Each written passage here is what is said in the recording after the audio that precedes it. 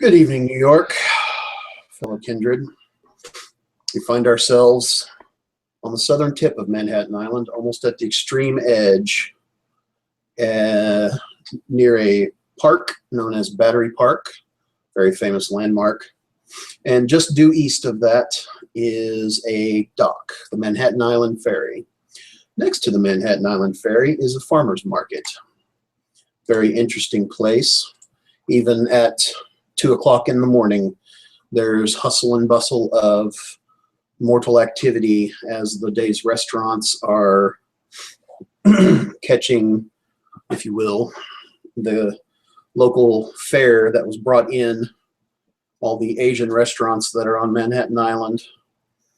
Almost a microcosm of the sushi markets in Tokyo when they have to get the fish off the boats as soon as possible, albeit on a much reduced scale, of course.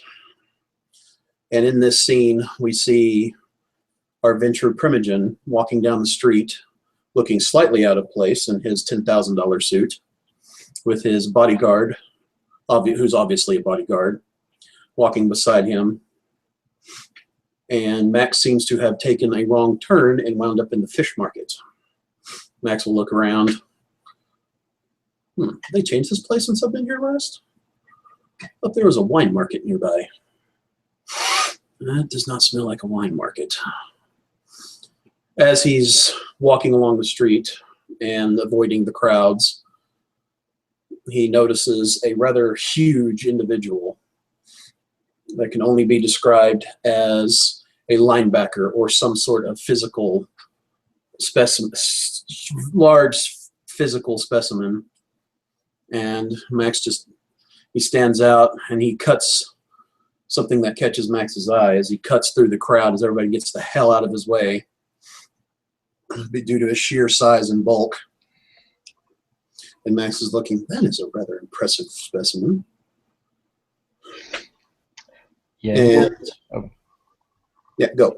Yeah. No, you'll see him with a massive couple of boxes of fish. He seems easily able to carry it himself, and yeah, he's pushing through the crowd, going, "Get out! Go on! Get out of the way!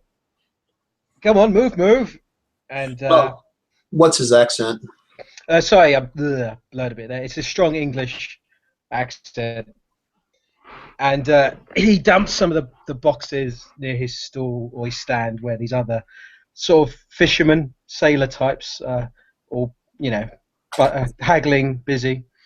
And I'd say he doesn't. I'd say actually after a while he might notice you. He'll see at the corner of his eye. He will notice you. And he's dressed. He's got a very long brown coat on. It's a proper weatherproof sort of coat. Massive like hoodie that he has over it. And he's got a balaclava that covers his mouth. And you notice that he gives you a bit of a look because you're quite out of place. You don't look quite you're meant to be there. And if you keep looking at him, he will respond. Max most definitely looks like he should own the place or at least work for people who do own the place.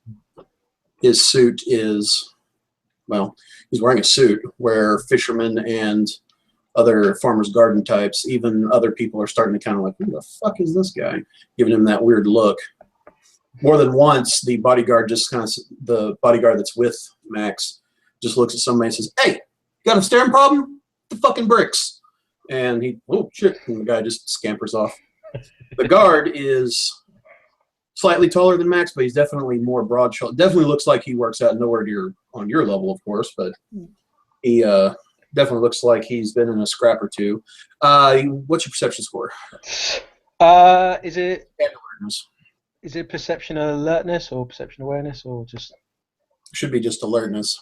Okie doke. Give me 1 second. Hold on. With the crowds and the distraction and everything, I'll have to say it's probably 7. Difficulty 7 because there's crowds and noise and street lights and. I think it's alertness 2. All right, so difficulty 7. Yep. Yep. Okay.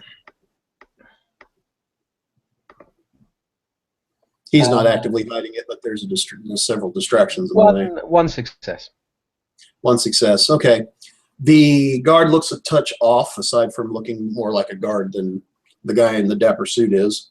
It looks something a little out of place, but kind of hard to spot. That uncanny valley feel when you see the human-like automatons at a roadshow or something, Okay. wax museum, that kind of thing. Something you're just like, something's not right there.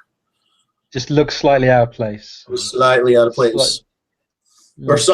something that catches your attention to the guard. All right. Whereas Max, the reason why he looks out of place is because he's wearing a suit that costs around $10,000 to $15,000. All right. At that, as he sees these two figures looking out of place and the bodyguard looking a bit odd, Mr. McGee will tell one of the guys to take charge and approaches Yeah, boss. Maximilian, and as he walks, and I'd say because he's a bit of a distance, but as he walks closer, his size really comes into view. And yeah, he's about 6'10" something, and very broad-shouldered, massive guy. And he'll approach, go, "Hello, mate. Can I help you?" Max will snap out of it as he sees him approaching. He's like, "Oh shit!" He noticed. And Got some love. Yeah, so we've got some lovely fish. Got some lovely fish. The bodyguard leans over to Max and says, "Yeah, because there's a bunch of suits walking around, boss. I don't know. This guy looks pretty scary. I don't think I want to deal with him." Like, yeah, probably. At this point, Max is trying to do the very discreetly, but failing utterly at remaining, quiet as he's trying to leave. But it's far too late now. Yes, as he's doing, it sort of looks like he's trying to look away or turn. He goes, "Come on, no need to be shy. We've got some lovely fish for sale. Good prices." You see his eyes widen as he says that. Well, I'm not in the market for fish, but I am in the market for wine. And perhaps my memory's not quite as good as it's been in this area, but I thought there was a farmer's market and a wine shop nearby.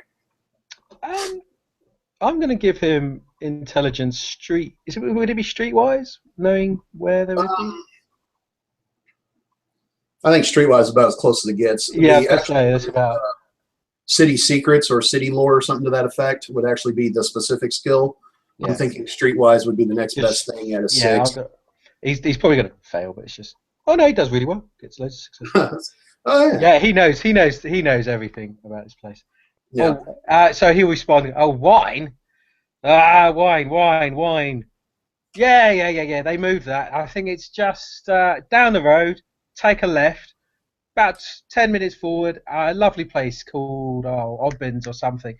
They do their finer stuff, Oh, okay. All right. Well, that's where they moved it to. Always changing this city. Always changing. Well, I'm new to the city myself. Just set up a fresh shop. We do McGee's finest fish here. Yeah. This is a fish market. Well, aside from the smell, it's now a fish market. Yeah, I think they just set up the place. Like I said, I'm a bit new here, but I've been selling fish all my life. An expert at it, I am. All right, drop another perception alertness. This one's also difficulty 7, because this time they're actively hiding it. Max leans over and whispers something to the guard. Oh yes, it's 3, 2. Difficulty 7. Yeah. Ooh, I got 1 success. Oh, bummer. Okay. You hear Max leans over and whispers something to his guard, and the guard's like, "Okay." The guard just kind of shrugs and goes, "Okay." And Max goes, "So, fish market, huh? Do you know the place very well? I'd maybe give me a little bit of a tour, if you would." Well, my time is rather expensive. I'm quite busy, but I'm sure for a small fee I can give you a bit of a tour. Well, aren't we the intrepid capitalist? Are you from England, by chance? Yeah, I was raised in north of Manchester City, England, born and bred. Oh, okay. What brings you over to the States? And Max is fishing around in his pocket for something. Doesn't look to be a weapon because it's not heavy and not making a clunking noise. Just sorry, just out of your guy doesn't look vampiric whatsoever. Or he looks quite. Just blush. I'm assuming he got blush of health or. Blush of health and yeah, blush of health. Yeah. So you look quite normal. So yeah, he doesn't have any suspicion. And since it's raining and it's above 50 degrees, there's no breath to be seen either. Yeah, that's fine. That's fine. If it was cold, I would point that out, but you know. Nah, that's fine. No, so sorry, I completely lost. What were you saying? He's fishing around for something in his pocket. Yeah. I don't think it's a weapon because it's not heavy. Yeah. No, I just decided I'm a bit of a traveller, you see. I've been sailing around for a long time. I thought I'd set my roots down in the city of Manhattan. Well, I'm sure you wouldn't be alone. The London, England, or the London Manhattan Expressway is quite active this time of year. By expressway, I mean plane, of course. Well, I was about. Oh yeah, you say. Well, I was about in New Jersey for a bit. It was a bit rough though, so I thought I'd leave and come settle here. Yeah, Jersey, huh? My apologies. As he says that, he pulls out a wad, a pimp roll, if you will, of cash, fishes out about $100 worth of 50s. Because I think this would compensate you for your time. No, that's fine. Yeah, he sees that and he's smart. He's got this bandana on, but you can see there's a bit of a smile under his face. And he hands over $100. All right. Yeah, he just happily takes it, and as he takes it from your hand, his hands are slimy, and actually, I'd say there's a stink of fish around, but he really stinks of fish. He really stinks of fish and rotten seaweed. It's a very unpleasant odor. But he takes you away. Oh, thank you very much, sir. Puts it in his pocket. Nah, follow me, and he gestures. Actually, I'd say he moves forward, and people again they move out of his way because he's just so massive and big. And he speaks very loudly. Goes, this is the fine warehouse of where we're at the park. Sorry, I'm trying to remember the location. It's the double check my notes here. It was the Green Market. Yep. Yeah, it's the fine Green Market set in God knows when. But just recently we set up these fish stalls, and lots of the pleasant cultural types come down here. He points to some random like groups of Asian restaurant owners, and we attract all sorts. Some very pleasant, some very unpleasant. And he gestures to himself. World needs fishermen and ditch diggers as much as they need CEOs and bankers. Oh, it's a very fine opinion you have there, sir. Very fine opinion. After the recent financial mess, probably less of one and more of the other. In some circles, anyway. I spend a lot of my time out at sea. Matters of politics and money don't usually concern me much. Yeah. Yeah, he'll continue to walk around. And I mean, I can talk it all out, but he shows you some of the sites. He shows you the markets, and I think after a while he'll pause and goes, but if there was anything else that you required besides fish, anything of a unpleasant nature or illicit activities, I'm sure I can give you I can help you out in acquiring certain specialist items. Well, Mr. McGee. Well, I didn't get your name. Oh, sorry. I do apologise. I do get on with my speeches. Name's Mr. McGee. Mr. McGee. My name is. Well, you can call me Mr. Hardcastle. Oh. And you had me sold at illicit items. Had me very sold at illicit items. Now you don't need to worry about it. I'm not law enforcement. Law enforcement can't afford the kind of clothes I wear. Yeah, so I noticed that straight away, sir. Yeah. I don't do off the rack. Drescher does off the rack. Oh, my bodyguard, Sergeant Drescher. And the bodyguard introduced just kind of waves. Doesn't say, a look of somewhat like not disdain, but more like, okay, boss, this is a fish market. What the fuck we doing here? Then when you bring up illicit goods, he's like, oh, that's why we're here. Okay.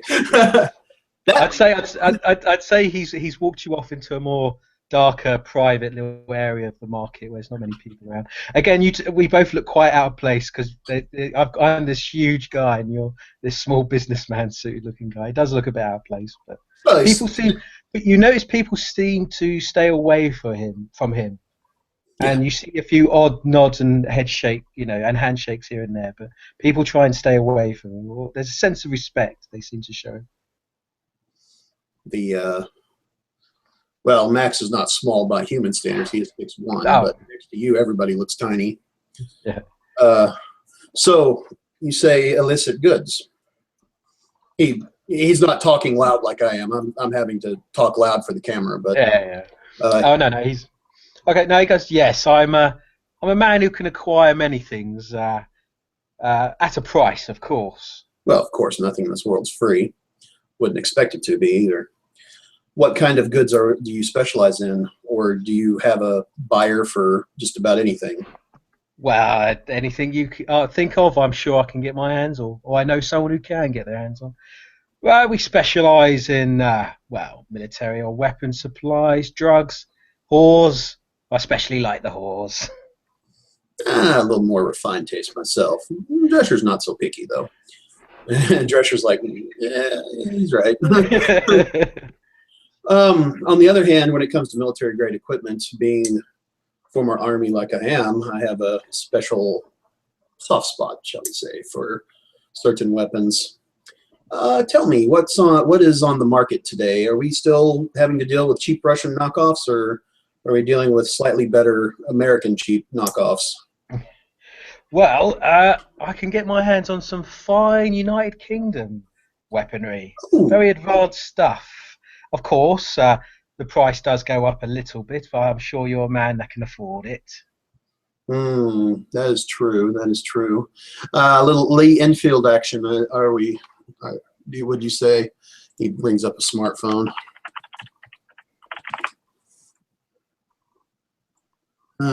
Something a little more modern, perhaps. And I should know this. I'm actually looking this up. Pause. Okay. Because I'm literally thinking off the top of my head. I know UK do quite nice. They do some good guns.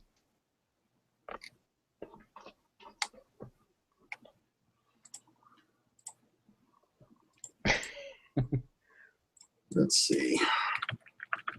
Let's do British assault rifle.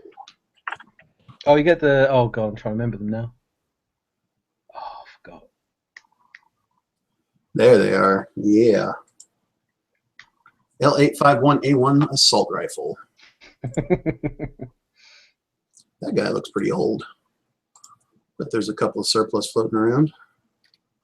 With the reverse action clip. Not bad, not bad.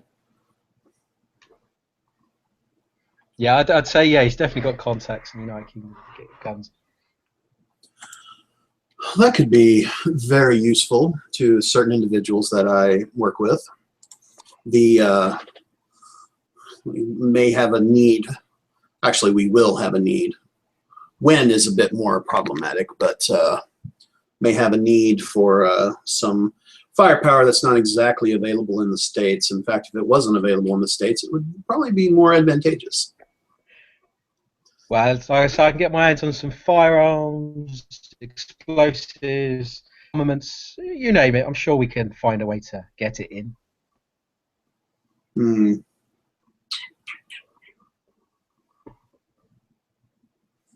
Perhaps grenades and other more esoteric kind of weapons, maybe something that requires a chemistry set to make. Whoa, that's a bit of a finer market, but yeah, I'm sure I can arrange something. But the finer things do take a little bit more time to get hold of. Well, fortunately, I met you early before we actually needed them. So where do you operate out of? I mean, I know you're a fisherman by trade, and fortunately, I'm Catholic, and so everybody's a fisherman when you're a Catholic. So, but where do you operate out of? Well, I like to keep some secrets and an air of mystique, but if you must know, I operate in the southern bay of Manhattan. But rest assured, we've got our ways of making sure our supplies get into the city quite safely. He's kind of So, holding back there. so are you a smuggler by trade, or just or a Oh, arms dealer? sorry, Are you just are you a smuggler by trade, or just an arms dealer, or a little bit of both? well, I was a smuggler for a very long time, but then I decided to get a bigger piece of the pie and set myself up. Hmm, Uh, I've an spent, entrepreneur. yeah, I've never had the brains for it, to be very honest, but I find I have other talents. He kind of he when you say other talents, he just does the. So it would seem. Yeah, I find men do respond. No, men. I find people do respond well to some of the business deals I offer. Hmm. It's all about leverage, you see. All about leverage. I see. I see. Well, I happen to represent a group of individuals who are setting up shop nearby, and there's other groups of individuals who, well, they operate outside of normal structures. So we have to respond in kind, of course. And having military grade equipment to respond with will send a very clear message. Oh. Do you know of any of the street gangs? I know southern Manhattan's not exactly street gang territory, but any of the street gangs that operate within Manhattan Island or Brooklyn or Queens or Staten Island even? I'm going to give him a streetwise roll, intelligence streetwise. Uh, I think he's only got the one actually, because he's new to the sea. Okay, two successes there. Um, yeah, I've managed to get contact with one or Can you two. put, can you put your dice on the screen so there's no. Oh, sorry. Yeah, it was two sevens. Sorry, it was two sevens. Sorry, I forgot to do it. Yeah, sorry. Yeah, he go. Oh, I've I just. mean, I mean, put the dice on the screen where it's visible in the camera, so Oh, sorry. someone can't call you out on it and say, "Well, we Oh didn't." no, sorry. Sorry, I thought it was on the screen because I rolled it, and oh, it must have not appeared on the screen quickly. I can roll it again if you want.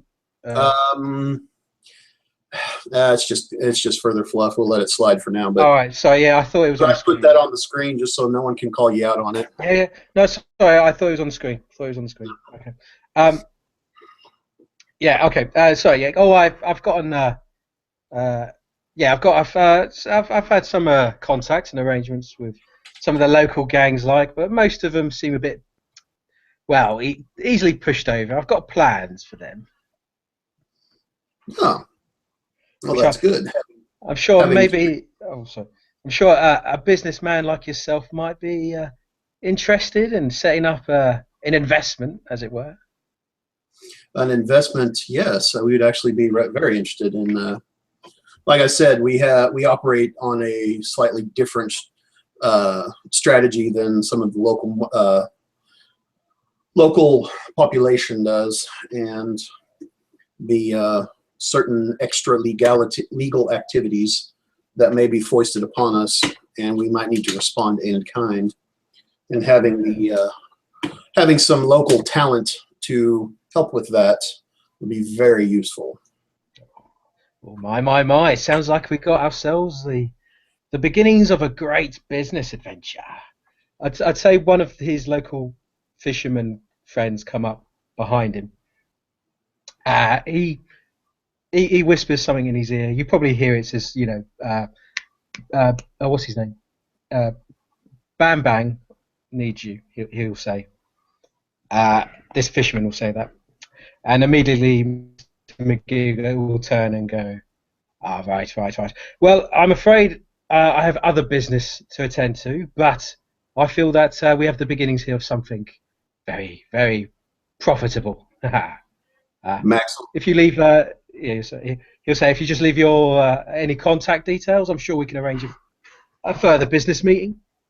Max will reach into his back pocket, pull out a wallet, rather nondescript wallet for someone of this stature, and he produces a business card. It's got a plain white business card, no letters, no nothing on it except for one phone number. Hands it to him. He goes to hand it to him, then he realizes your hands are all funky and whatnot. He just kind of reaches over to like your front pocket and puts it down in your front pocket. Yeah. And yeah. when he pulls his hand back, he just kind of produces a handkerchief, starts wiping his hand.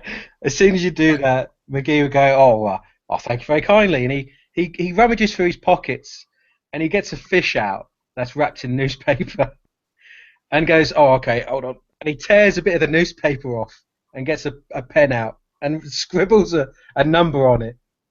Go, "Here you go, ring me, call me whenever for whatever sort of supplies, fish or otherwise," and he'll hand it over to you. Max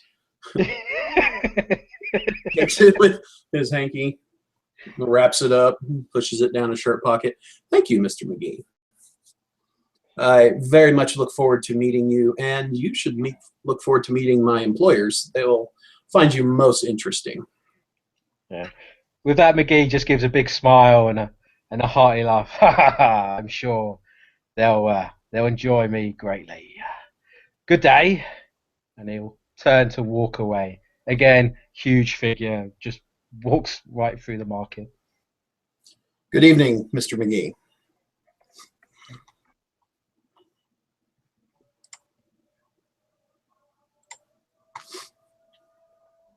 And end scene? Yeah.